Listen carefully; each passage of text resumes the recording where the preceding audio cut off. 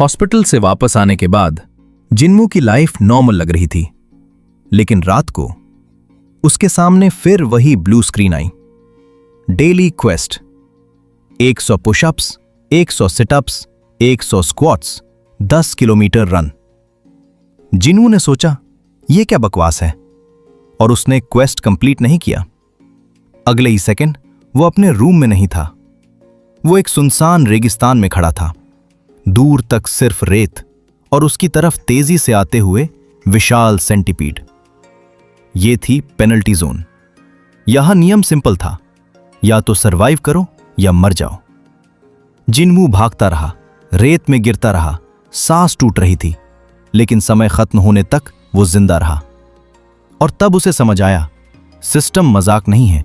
अगली सुबह से डेली क्वेस्ट उसकी आदत बन गई।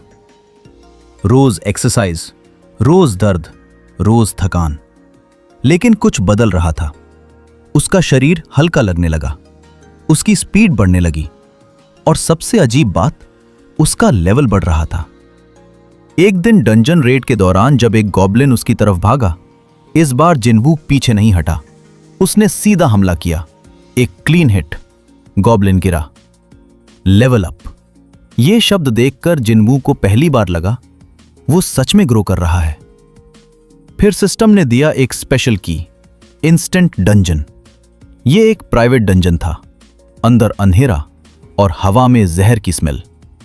बॉस था एक विशाल ब्लू वेनमस स्नेक।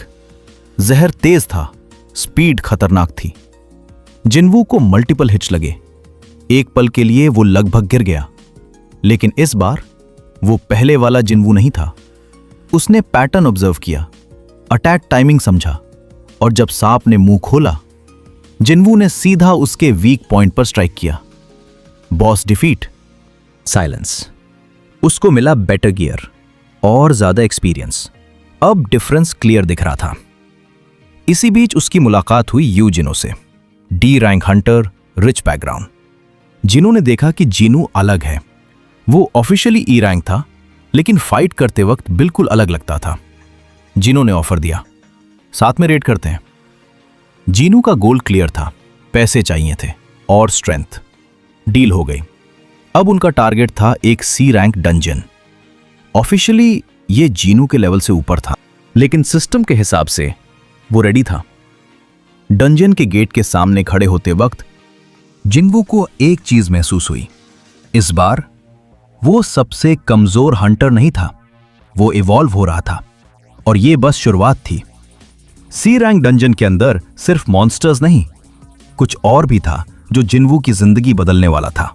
वो क्या था, जानने के लिए पार्ट 3 में मिलते हैं।